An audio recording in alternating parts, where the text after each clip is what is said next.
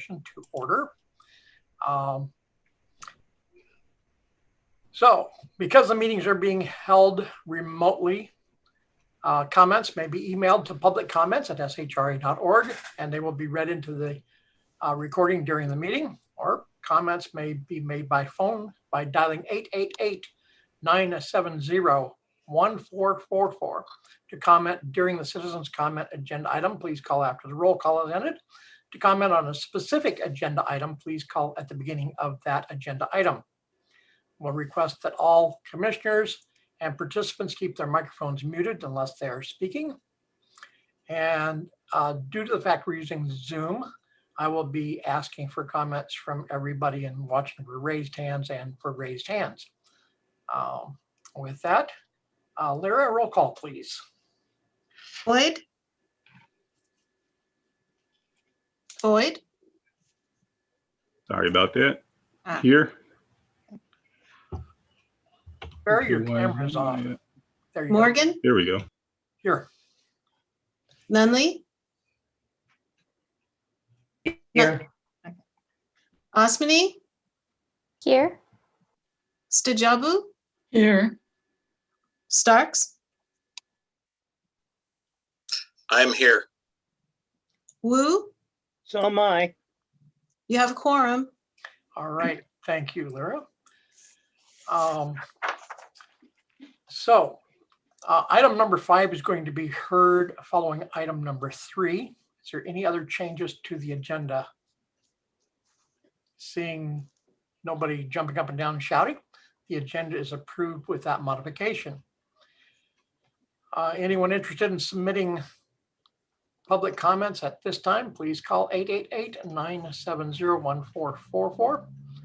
Lyra, do you have any current public comment? I do not. Okay. And I probably should have you read the public comment statement for us also. Okay. While the commission welcomes and encourages participation in the commission meetings, please limit your comments to 3 minutes so that everyone may be heard. SHRA provides opportunities for the public to address the commission at this time in order to listen to opinions regarding non-agendized matters within the subject matter jurisdiction of SHRA. Consistent with the Brown Act, the public comment periods on the agenda are not intended to be question and answer periods or conversations with commission members. Members of the public with questions are encouraged to contact staff before or after the meeting. Members of the public wishing to provide comment should either email comments to publiccomments@shra.org or be present or present them verbally by calling 1-888-970-1444. All right, thank you, Lyra. Approval of the minutes. Is there any changes or questions to the minutes? Seeing nobody jumping up and down, the minutes are approved as submitted. We have one item on the consent calendar, authorization to submit a Section 18 demolition and disposition application to the United States Department of Housing Urban Development HUD for City Scattered Site Public Housing Unit. I make a motion to approve. Second. We have a motion and a second. Lyra, roll call, please. Boyd? Aye. Morgan? Aye. Osmani? Aye. Nunley? Aye. Stajabu? Aye. Starks? Aye. Wu? Aye. Motion carries. All right, thank you. We now have a presentation on the Riverview Plaza update. So we have Mark Hamilton here is going to give a kind of an update in terms of Riverview Plaza, and Mark. All right. So good evening, Chair and esteemed commissioners. Like Lachelle stated, my name is Mark Hamilton. I'm one of the directors of housing for public housing here at SHRA. I'm happy to be here tonight to provide you with a brief update for the Riverview Plaza repositioning project. We'll be providing a bit of a background on the building, how it's currently structured, and what our planned scope of rehabilitation is for that project. We have another presentation tonight by Housing Finance Analyst Silas Scarborough, who will be providing some additional insight and detail, along with other pertinent details as they relate to the bond process.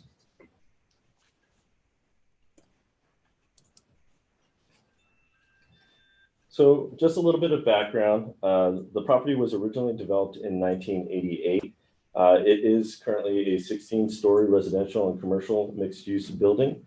Currently, the commercial tenants in the building include the Phoenix School, Downtown Hair Design, and part of the Housing Choice Voucher Department. The residential tenants reside in 123 one-bedroom units. The residents are all either senior or disabled as defined by HUD. Occupancy generally stays between 99 and 100%.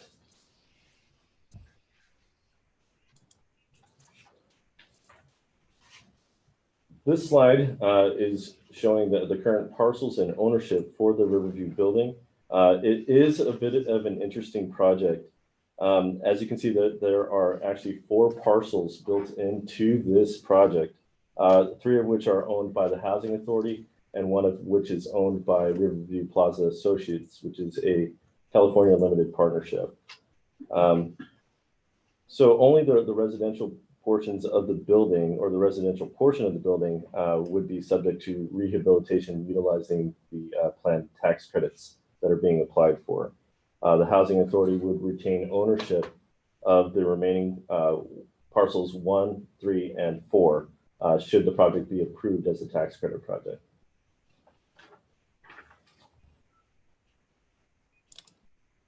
And this is a diagram just showing what the current partnership structure is for the residential portion of the building. So that one particular parcel. SHDC is the Sacramento Housing Development Corporation, and HACS is the Housing Authority of the City of Sacramento. Together, they comprise the limited partnership Riverview Plaza Associates, as mentioned on the previous slide. And here we have the current rental structure as it exists today. It's broken up into 3 main tiers, each having a difference in max allowable rents and income. For tier 1, rents were limited to 25% of a resident's monthly income. For tiers 2 and 3, rents were reviewed annually for compliance with tax credit requirements and tenant affordability. We are currently working with the agency's HCV department to project base the entire building prior to the tax credit application. And that's really done to help, 1, preserve affordability, 2, to allow the project to be more competitive in the tax credit application, and 3, will allow for the project to increase rent revenues without adversely affecting the tenants that live there.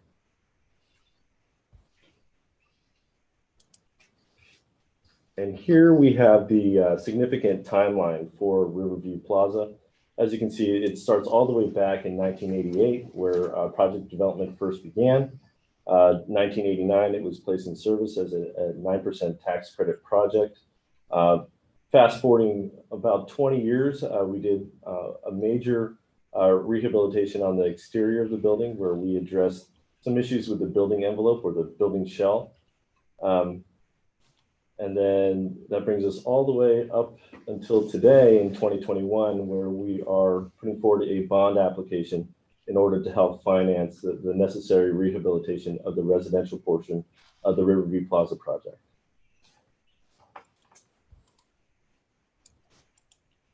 And this slide here shows the planned scope of work. We're estimating about $14 million in construction costs. We're looking to address things such as, repairing or replacing existing elevators, providing building Wi-Fi to the residents that live in this building, providing enhanced security, so looking at access controls, building cameras, things of that nature. And then, of course, unit enhancements, where we would be looking at new flooring, paint, countertops, bathroom and kitchen finishes, and then looking to really improve on the energy efficiency of the building itself. And that is the conclusion of my presentation. I'm happy to answer any questions that you may have. Okay, questions of commissioners. Obviously, I want to make sure that you guys got SMUD in the mix somewhere, Lachelle, I think, in this. Oh, good. All right. I don't even have to ask anymore. I know you guys are always on top of that. Okay. All right. Definitely. You know, SMUD has been a tremendous partner in all of these deals. We really appreciate your partnership and assistance with keeping things affordable. Okay, is there any public comment? Hold on, Gail, I had my hand up. Oh, I didn't see, I'm sorry, I see it now. Go ahead, Barry. Trying to lower it, no problem. My question is, oh, it went away, there we go. I'm sorry, let me restart my thought here. You stated, I just want to make sure I heard you right. If the tax credit goes through and the rehabilitation does happen, did you say the ownership of the entirety of the building goes to the Parkview Associates, LLP? No, no. Sorry, it is a little bit confusing. So I can rewind back to the current parcels and ownership. What would be sold essentially through like the tax credit partnership would be parcel 2, which would be the residential portion of the building. All of the remaining parcels, so the air rights, the commercial part of the building and the land, would still be retained by the housing authority of the city of Sacramento. Okay, I'm fine. I didn't understand what you stated. I'm good, thank you. Well, actually, let me have ask one quick question.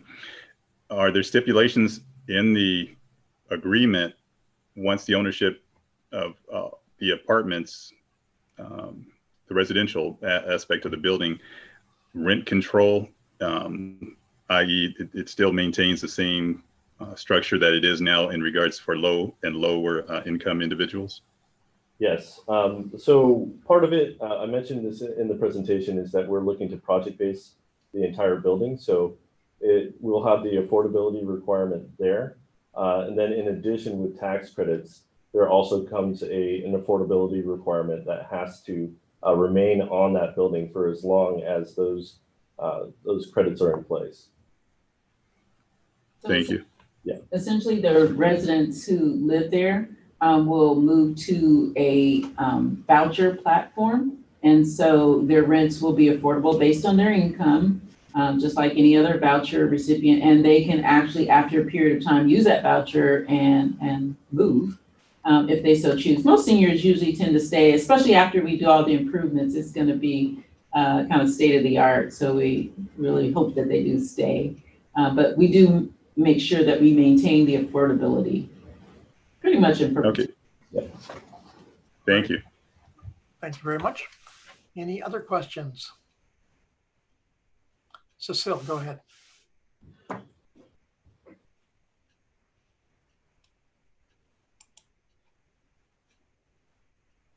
Have to get my unmute done. I assume at some point that you guys have already considered this as far as it's going to be, because you got to get the current residents out and then do this rehabilitation or renovation or whatever you would call it, and then you have to move the residents back in. And I'm assuming there will be a plan for that going forward. Yes, we've already assembled a relocation plan.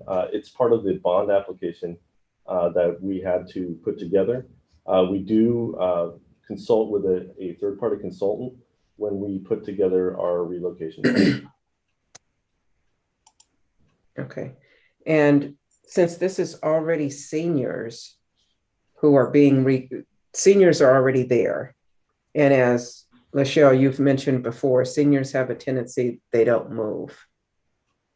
So they probably really love their area, their apartments, their units, and everything else. Now they have to be displaced for a time.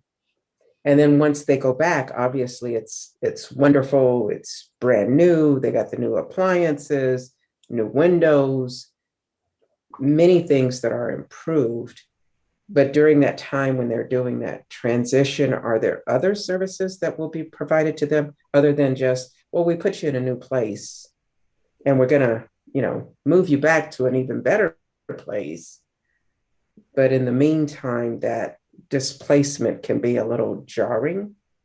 And I don't know if that's the right word, maybe a little concerning to some of the residents. And has that been taken into consideration? It has. Generally, what we do when we have relocation is that we have a relocation consultant come on board to help facilitate that relocation, and they are part of the primary contact between the resident and management, so that we can make sure that we're addressing their needs through the relocation. So if they need additional resources, or if there's a particular location they need to be relocated to, they're in constant contact with them throughout the relocation period. Okay. All right. And then just the last question, is this all done in one fell swoop? So everybody has to be moved out, or is it done in phases where so many floors can be moved out, they renovate, and then they go to the next, or is it just all one fell swoop? So I believe with this project, with the Riverview project, we will be doing a phased approach. So we're not moving the entire building all out at once. So we would be moving 1 to 2 floors out at a time, and then addressing rehabilitation that way. Okay. Thank you so much. I appreciate that. Oh, no problem. Any other questions? Okay, we'll go on. I'm sorry, Gail. Just one quick question.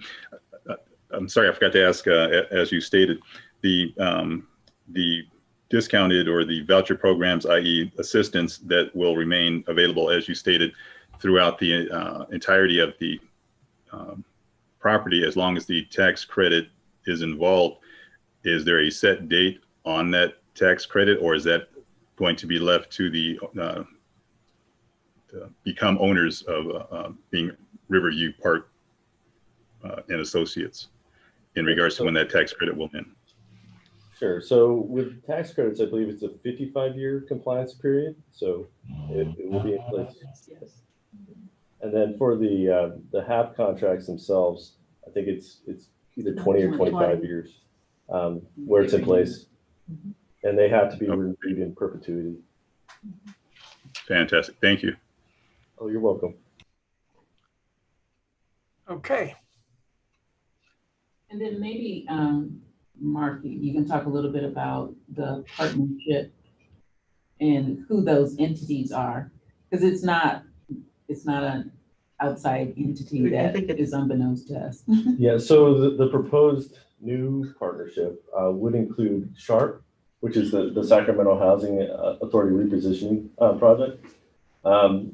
It would be one of those LLCs, which is one of our financial component units. So as the general partner, they would be responsible for like the day-to-day operations of the community. And then the property management that would be retained for the building would be the Housing Authority of the city of Sacramento. So we'll have direct involvement with this, even with the sale of the residential portion. We'll still be heavily involved as an agency with this project. Yeah, I just wanted to make sure we didn't leave the impression that this would be sold to some other entity and we would not have control over it. As far as the residents are concerned, there's virtually no change. Correct. Okay. With that, we'll go into the business portion of this. Actually, Chair Gail, Morgan. I was going to lead with, I would say, Mark and Lachelle. I'm sorry to interrupt, Gail. I was going to say, that might be a good thing to lead with, that little piece. All right. Anyway, I'm done. Because I thought, well, wait a minute, we might need to be a little clearer. But this is a really good segue into our next presentation. I got you. Chair Morgan, we have a public comment. Okay, go ahead with that. It'll take just a moment because it's on the phone and the Zoom phone and I need to transfer it. So hold on just a second.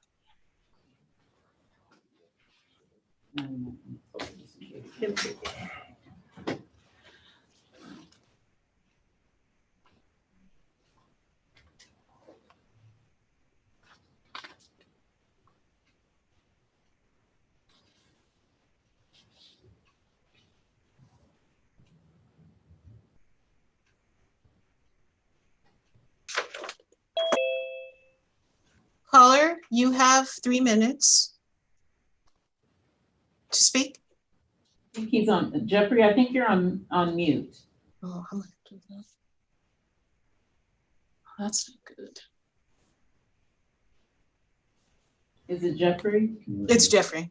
Yeah, it's still showing he's on mute. He was on a different device than his phone. That's interesting. I'm trying. Can you hear me? Yes, we can hear you now. Telephone says *6. Oh, you muted again, Jeffrey. Hello, can you hear me? Yes.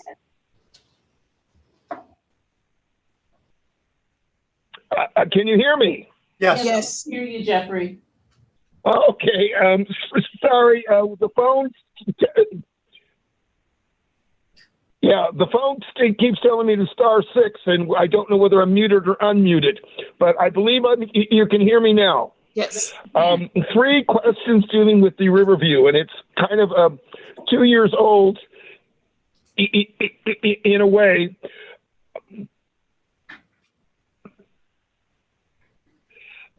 Anyway, I have a delay between what I hear in my ear and what my telephone is telling me that's going on.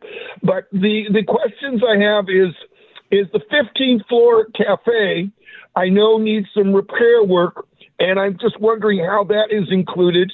I know you have a single elevator that's only for the first 2 floors, but you have 3 other elevators, one of which has been out of commission for more than probably a year or longer. So just wondering how you put this, in the tax credit to overall, is this the 10% or whatnot? Also, I note that your Bill's Market that was in the corner has been vacant since the pandemic occurred. So just wondering, whether that's something else that's being considered, or even since you're just dealing with the renovation. And because I'm also was involved with the master plan and aging, I am wondering whether you are keeping a universal design, accessibility, and a Wi-Fi capability, which is one of the cornerstones that has been noted for the seniors have a very inadequate ability to Wi-Fi and get on access. And it would just seem like when you're remodeling these things, that would be a provision that would be very interesting and very important. And since you're doing 5G in the city, that would be a project that would encourage you to see what else is going on.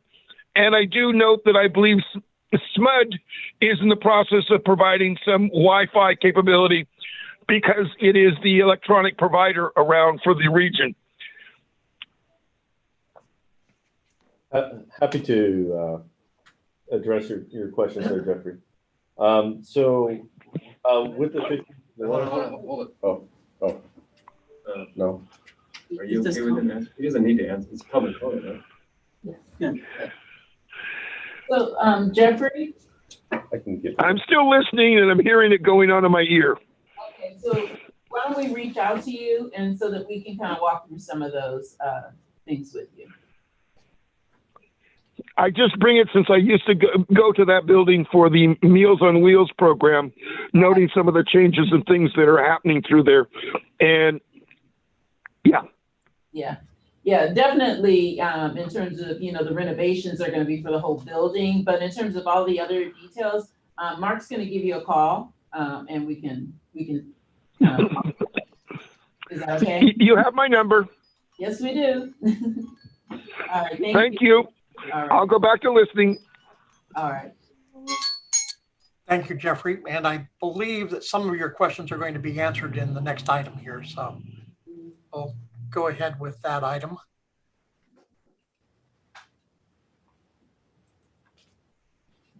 So Lear, were you gonna tell them? I can read the title of the item if you like. Please. So the next item is Riverview Plaza Project Tax Equity and Fiscal Responsibility Act, hearing and approval of tax-exempt bonds, option agreement, and loan commitment. And I would like to note, this is only a business item at this body. It is not a hearing item at this body. Thank you. Good evening, Chair and members of the board. Silas Scarborough, Housing Finance Analyst with SHRA. I'm going to talk to you about the staff reports and some of the deal points that you are being asked to approve tonight with this item. Can we get the microphone just a little bit closer to you, please? Sure.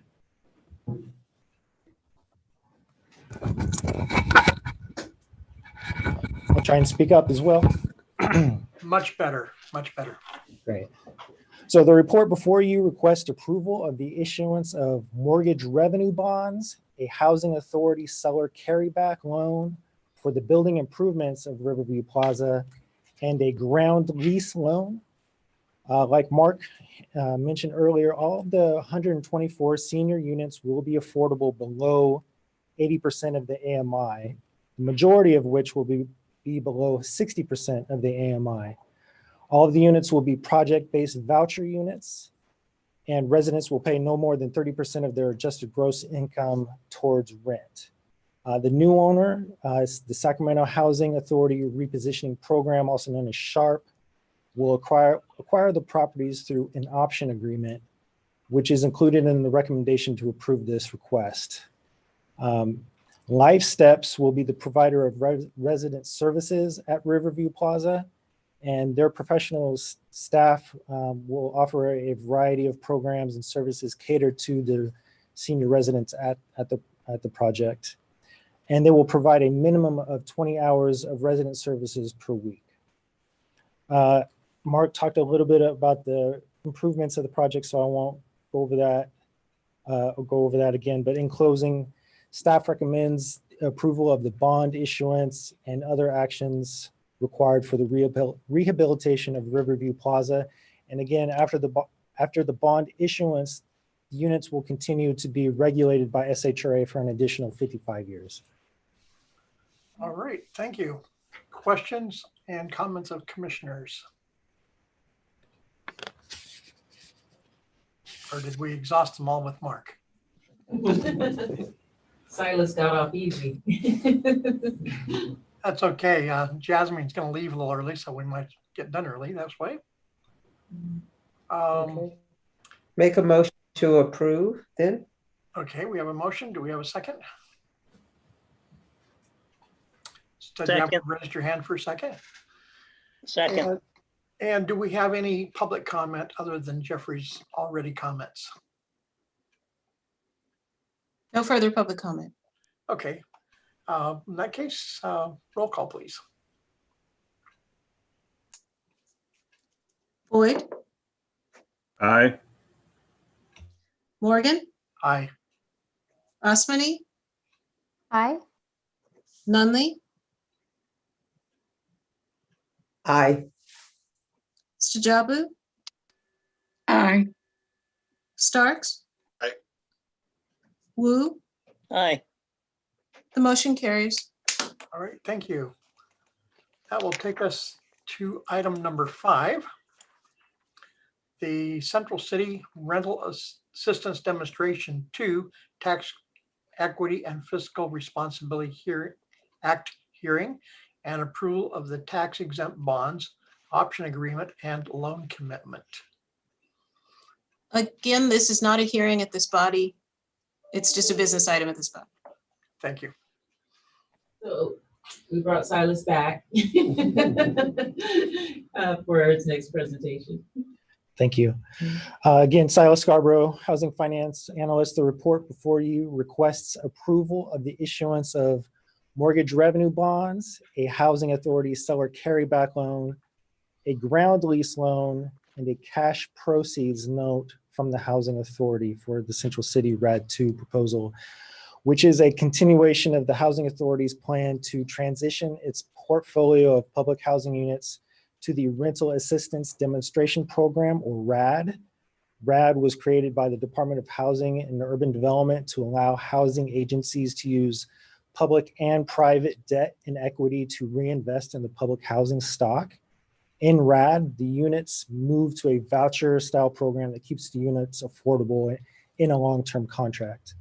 The Central City RAD 2 proposal will rehabilitate 2 existing buildings on separate sites. One is the Capitol Terrace Apartments, which is a mid-rise senior restricted building with 84 one-bedroom units at 1820 Capitol Avenue.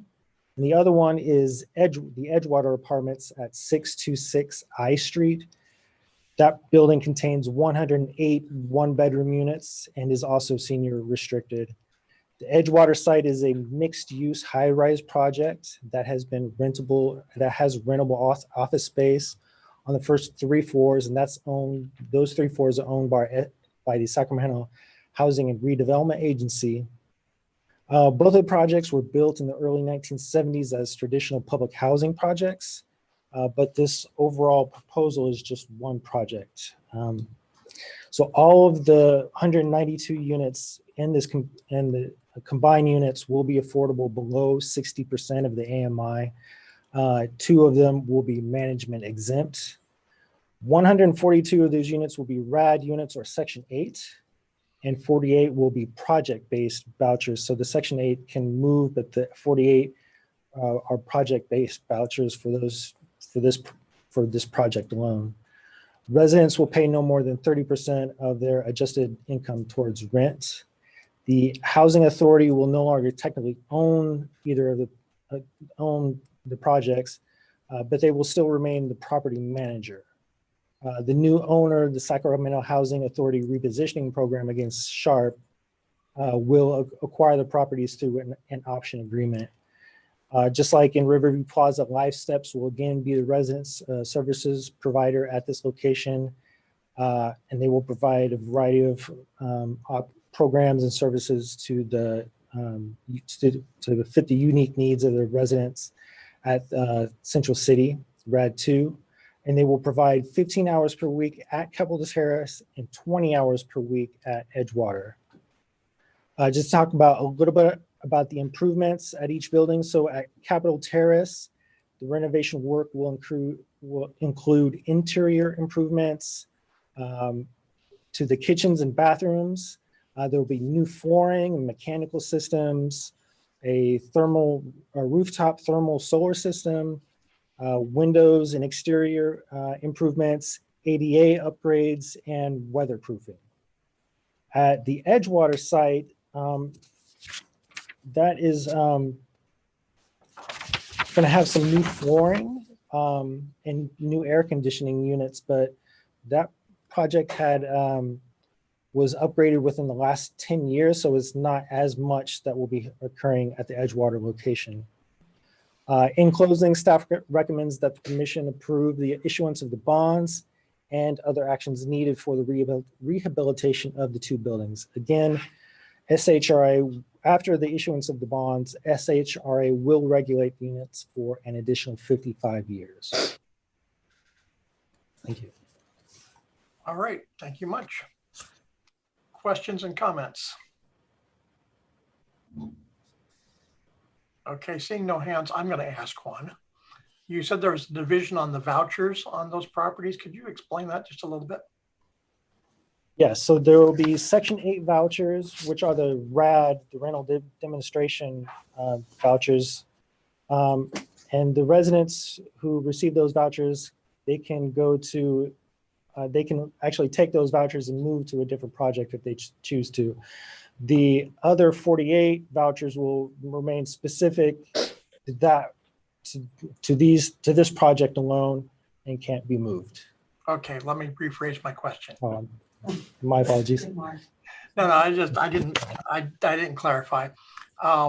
Which building gets the stationary vouchers and which one gets the portable vouchers? Hold on just a second. Yeah. Hi, I'm back. So I think your question, Gail, was in regards to where the vouchers were going to be placed. Right. Which ones are the tenant voucher, the choice vouchers, and which ones are the project-based vouchers? I don't have that information in front of me now, but be happy to provide that to the commission. We do have that outlined in our plan for where the vouchers are going to be allocated. But the reason why we can kind of do this is that through RAD, you can do what's called a RAD Section 18 blend, which allows you to blend project base where you can get a higher rent with RAD rents to make to really stabilize the project revenue. So because you can kind of introduce like these higher rents into the fold, it allows for the project to be more financially stable. Okay.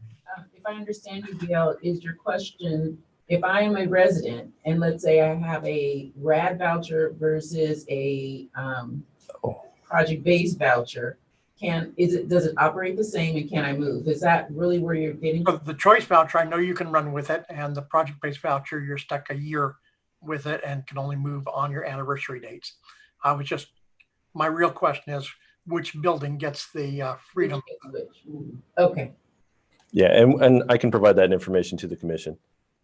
That's no problem. But it's a similar restriction. You have to wait 12 months in order to exercise mobility. So opting to get a tenant-based voucher, you would still have to reside in the unit for 12 months for either RAD or the project basing. But the choice voucher would give you anytime after a year, even during the year, you could jump. I don't believe that's the case. You have to wait the initial year. Right. But after the first year, one is flexible and the other one is restricted to anniversary dates. No. Okay. I need to be enlightened sometime. Oh, no problem. I can get in contact with you, Gail, and we can go through it. Okay, I appreciate the that. restriction that comes into play when there is a project basing of a unit is the availability of turnover vouchers. If for some reason we don't have any vouchers or we've had to stop issuing new vouchers, which has happened in the past, given where the market is, then you can't move until those vouchers are available to be issued. You can always move, but you would lose the voucher. You would move without assistance. So. Right, exactly. Okay. And one other comment I wanted to make is the RAB board met today and would like to encourage the housing authority in the RAD project all they can. We definitely appreciate that. And any other questions from commissioners? Barry. Thank you, Gail. Excuse me, Chairman. I do have a question.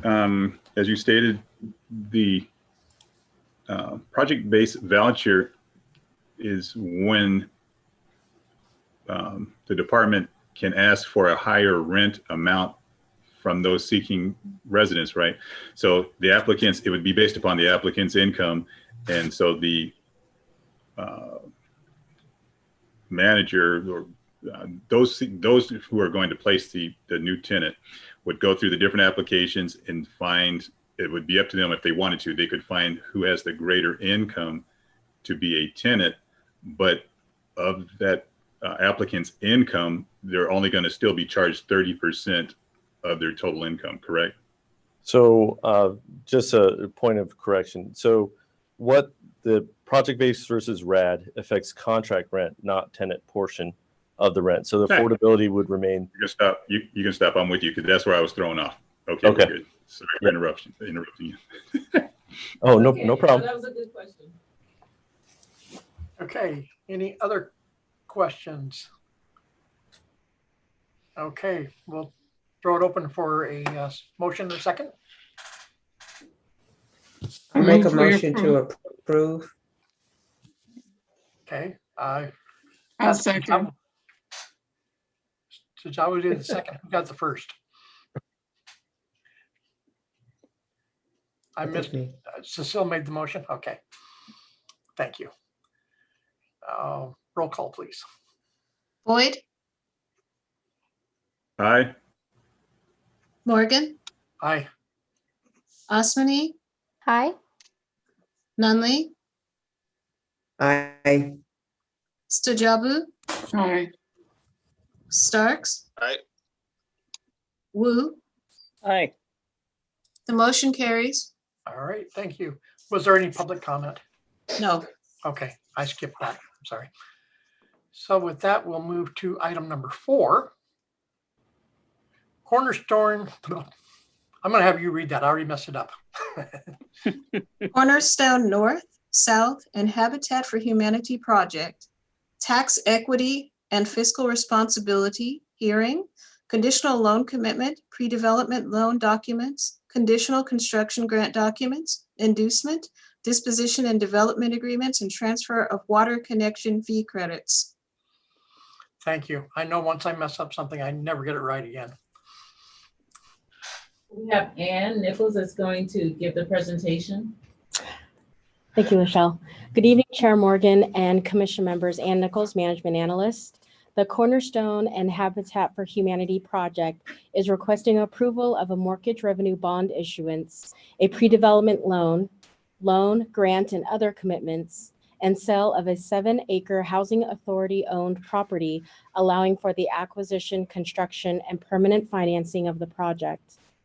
SHRA released several requests for proposals, or RFPs, for the 46th and Lang site over the years and was not successful in identifying a development project.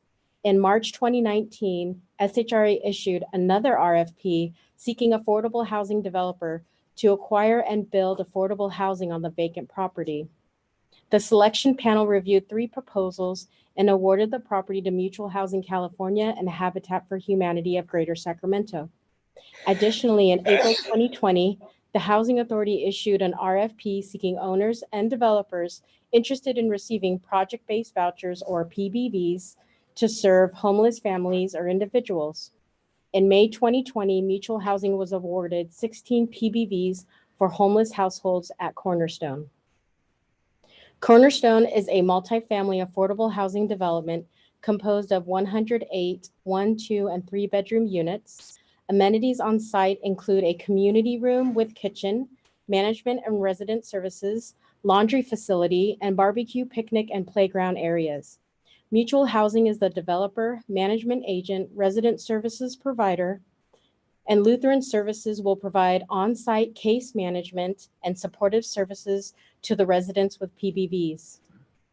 Cornerstone Habitat for Humanity is a workforce housing development of 18 single-family detached homes ranging from 3 to 4 bedrooms, 1,100 to 1,300 square feet. There will be laundry connectivity, 1-car garage, landscape front yards included in each home.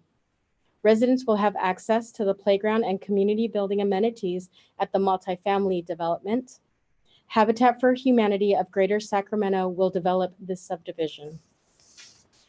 Cornerstone North and South multifamily developments financing is part of a 4% low-income housing tax credit with up to $20 million in bond issuance in a 9% LIHTC hybrid structure. This allows for developers to leverage tax credit funding to build new affordable housing developments. Other financing includes $10 million in SHRA pre-development construction and permanent loans, $151,000 in Housing Authority seller carryback loans for the land, project-based vouchers, conventional loan, general partnership contribution, deferred developer fee, and fee waivers. Cornerstone Habitat for Humanity's financing includes a $1.175 million SHRA construction grant, Housing Authority conveyance of a portion of the property for $1, developer and sponsor contributions, and fundraising. In closing, staff is requesting approval of the Cornerstone and Habitat for Humanity project. Staff is available for any questions you may have. Thank you very much. I believe Sam had a question. He said something was muted or muffled. I think Lachelle might have heard I'll defer to her. She knows what. Yes, the question was about who was the project awarded to? The developers. The project was awarded to Mutual Housing California, and they will be developing the multifamily Cornerstone North and South. And the single-family subdivision is going to be developed by Habitat for Humanity of Greater Sacramento. All right, thank you. Any other questions? Wow, such a complicated one and no questions. Awesome. Well, this is one that is a long time in the making. We own this property for a long time.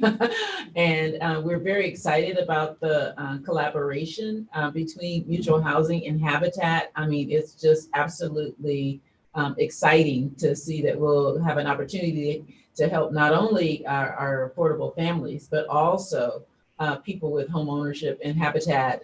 No one does it better than them. So we're thrilled that this came together and they're part of the deal. All right. Is there any public comment, Lyra? None at this time. Okay, and I'm open for a motion and a second. I move we approve. I'll second that. To Jabu and Wu. Thank you. Lyra, roll call, please. Boyd, Aye. Morgan, Aye. Osmany, Aye. Nunley, Aye. Stajabu, Aye. Starks, Aye. Wu. Aye. The motion carries. All right, maybe we'd all just spent a long time on that one because it was so long. Number 6, the Wong Center Senior Housing Community Tax Equity and Fiscal Responsibility Act hearing and approval of tax-exempt bonds. Christine here. Yes, good evening, Commissioner. I'm the last of your 4 bond issuances tonight, so we had quite a few. I am Christine Weicker, I'm the Director of Development Finance, and we're recommending approval of issuance for mortgage revenue bonds for the Wong Center Senior Housing Community, it's a long name, at 6th and F Streets in the rail yards. The senior development includes 134 one-bedroom and 16 two-bedroom units and a 4-story building. The units will be affordable for households at or below 50% of area median income. Amenities will include a community room with kitchens, meeting rooms, and offices, 3 outdoor community spaces with numerous seating areas and a dog park. The developer, again, as the previous item was, is Mutual Housing of California, and they will be providing a minimum of 20 hours a week of resident services, and they'll also serve as the property manager. The 150-unit project will help the rail yard's master plan developer, which is LDK Ventures, meet the city's mixed income housing ordinance requirements. In addition, the rail yards developer will be donating the land for the project for that reason. SHRA will regulate and monitor the units for 55 years, and staff recommends approval of the requested bond issuance and is available to answer any questions you may have. All right, thank you. Questions, comments of commissioners? Go ahead, Daryl. Is this a new building or is this the existing building? It's going to be brand new, brand new. If you know, there's a city parking lot right there. It's not far from 7th and H, the Mercy Project. Okay. But it'll be new development. That's what I thought. Mm-hmm. Yep, it'll be the 2nd residential development in the rail yards. There's one about to be under construction. Okay. Mixed income. Did you say the Wong or Wu Development Center? Nice. Any other questions? Everybody wants to finish before Jasmine has to leave. Any public comment, Lyra? None at this time. Okay, I am open for a motion. I'll move it. Thank you, Daryl. I'll second. Cecile? All right. Roll call, please. Boyd, Aye. Morgan, Aye. Osmani, Aye. Nunley, Aye. Stajabu, Aye. Starks, Yes. Wu. Aye. The motion carries. All right, thank you very much. That takes us to the executive director's report. Michelle.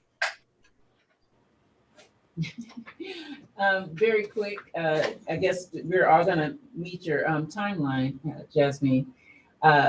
We are not scheduled for our second meeting, so our meeting on April 21st will be canceled, and our next meeting will be May 5th.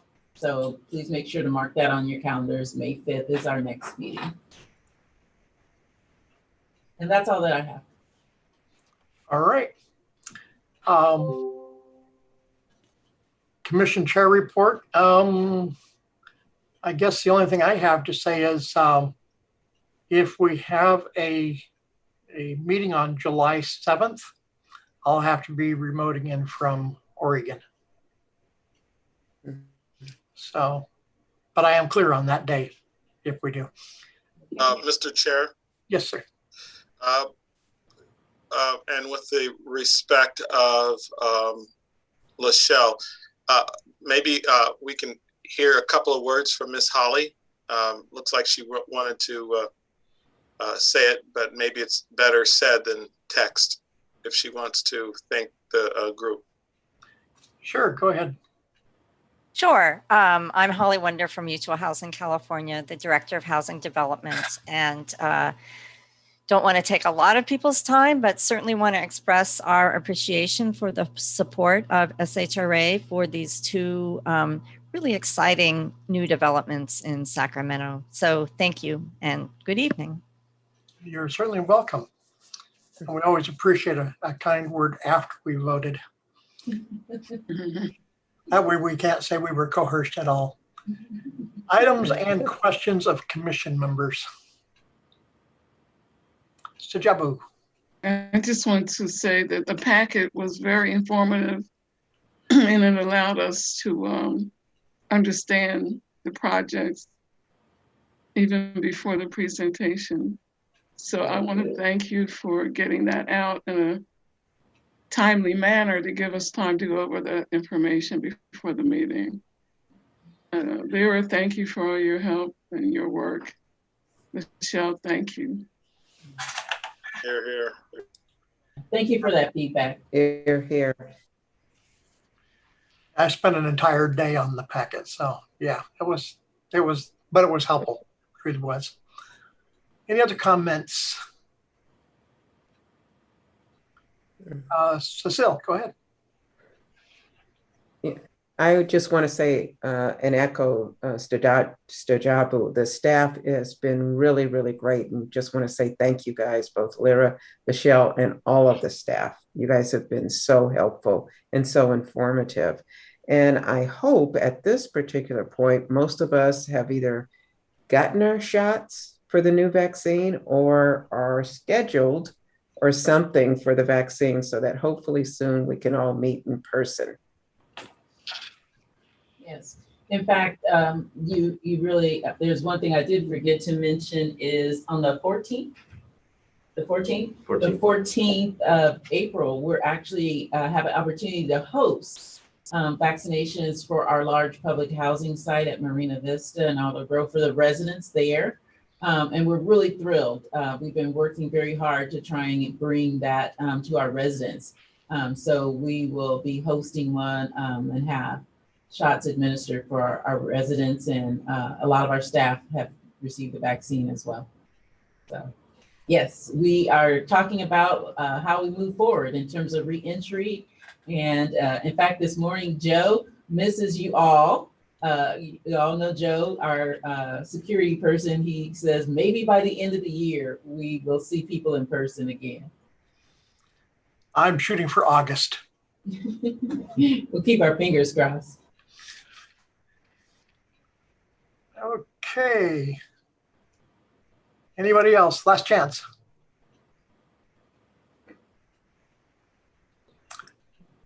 Thank you, Let everybody. Jasmine go. Let Jasmine go. Thank you. Good luck, Jasmine. Good luck, Thank you. I Jasmine. appreciate it. We wish you the best, for Have sure. a good night, guys. Yeah, it's a Yeah, piece of break a cake. leg. Good luck. With that, we stand. Bye-bye. Good luck. Good night. Thank you all. Night. Bye. Bye.